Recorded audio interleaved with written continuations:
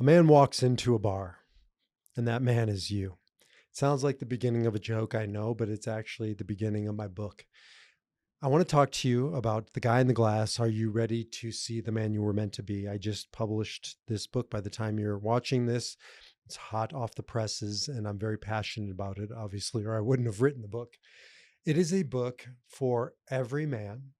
It revolves around a man at entering the midlife period, 40 years old, but it's for young men who are up and coming and want to see the road ahead, where they're going, and become conscious, certainly more conscious than I was, about the road they're choosing. It's about men at midlife who are at the crossroads, which we'll dig into in a second, and have choices to make. And it's a book for men looking backwards in life. I call it the afternoon of life. Carl Jung says there's three phases: the morning of life, those are those 20 somethings, afternoon of life, that's north of 40, and then the evening of life. It's harder one to define, but we'll call it, I don't know, 80s, whatever. So you be the judge of that. Bottom line is for every age, because it's either looking forward, looking backwards, or looking around you. It's standing at the midlife crossroads. But why a man walks into the bar? Because it takes place in a bar. And why a bar? Because it's a real place. It's a place that I can relate to. Spent many hours in bars. It's a gritty place. This book couldn't take place in a synagogue or a church or a yoga studio or a Zen center, or pick your sort of new agey or spiritual or religious venues where you think about God, where you think about the meaning of life, where you think about going deep about spirituality. But this is a book about all those things. It's agnostic. I don't give a shit what somebody believes. I don't care what religion you practice or don't practice. You don't need to believe in God. I come from the Jewish tradition, but I'm more of a spiritual mutt. Practice all kinds of isms, almost every ism, even hedonism. And I wanted this to be a messy spirituality because, frankly, I'm a messy kind of guy, in more ways than one, certainly spiritually. And so I wanted it to take place in a real venue that guys could relate to. So it takes place in a bar. And it's about a man, again, at the midlife crossroads, 40. Why 40? Because a couple different traditions. One is Carl Jung says life begins at 40. Up until then, it's all research. And in my experience, being well north of 40, that is so true. As a coach and a logotherapist, I work with men exclusively, and I rarely work with a guy younger than 40. It happens, but it's the bell curve. It's the early sort of beginning of the tail, before you hit the bell curve. Most of the guys are north of 40, and frankly, farther north, closer to 50. Why? Because I think Carl Jung was right. Up until 40, there's just lots of research. It's exactly what a young man needs to be doing, going out into the world. It says in the Mishnah, an ancient Jewish text, that the 20s are a time for, it says, tirdof, to pursue. The rabbis asked to pursue what? Just to pursue everything, pursue anything. It's a time of pursuit, of going out into the world and trying on different things and stumbling and failing and trying out new things, figuring out who you are in many ways by who you're not. You get to the 30s, certainly by the 40s, you have tried on enough to have a good sense of who you are and who you're not. And by 40, you're starting to really root down into the identities or the identity that you've been crystallizing. And so 40 is a time of solidified identity. So it takes place around 40. It's about a guy who's every man. So it doesn't have to be 40, but that's where I hovered this guy's age. But another tradition, the one that I sort of my bread and butter, my ground that I grow from, is Kabbalah.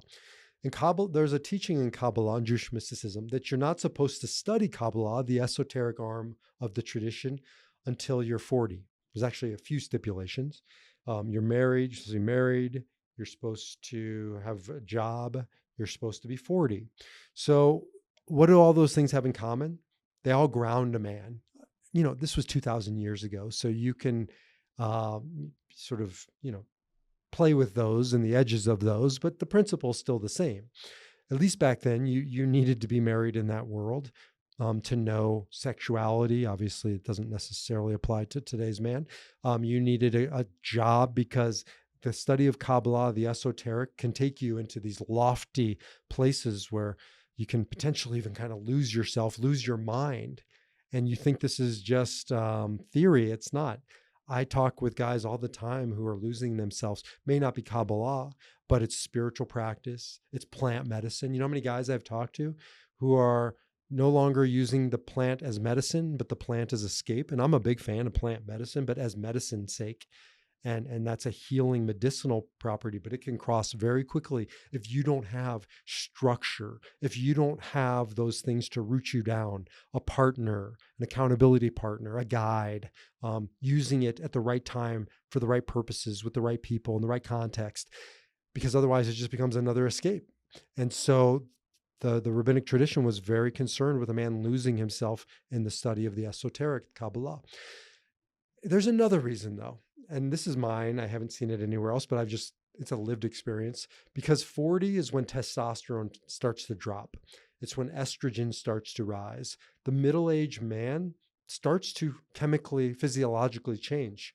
And we live in a world that wants to defy that. I don't think we should. I love that my testosterone has dropped. I'm an Enneagram 8 in the Enneagram world, a challenger, a disruptor. I stir shit up, but a lot less than I used to. I think partially because my testosterone has dropped, because my estrogen has risen, because I can feel my feelings in many ways that I could never have felt prior to 40, certainly not in my 20s and 30s.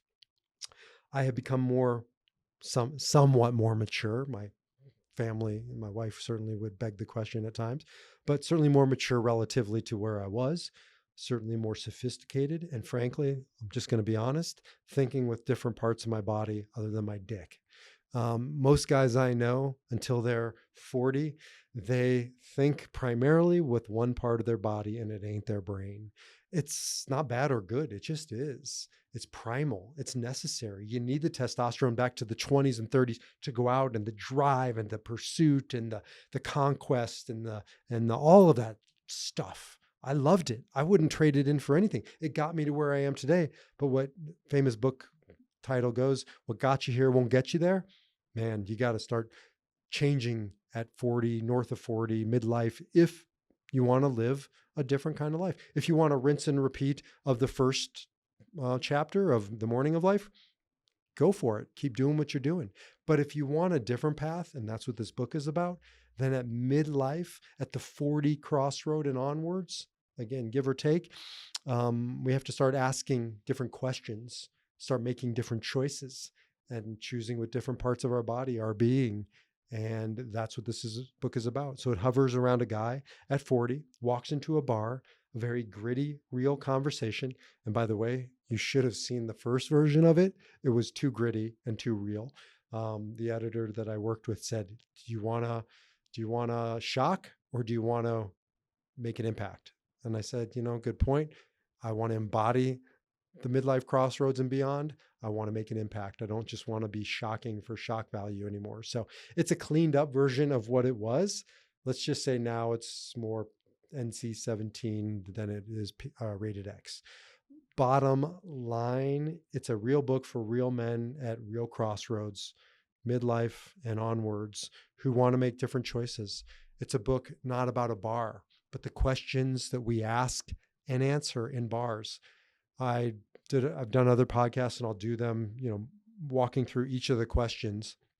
But the bottom line is there's 6 questions. I got this idea from Rudyard Kipling and a famous quote.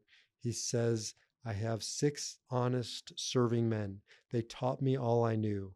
Their names are why and what and when and where and how and who, or something like that. And so this guy in the bar is asked 6 questions. What's your name? What do you do? Come here often. Are you single? What's your number and how are you getting home? And they sound like pickup lines.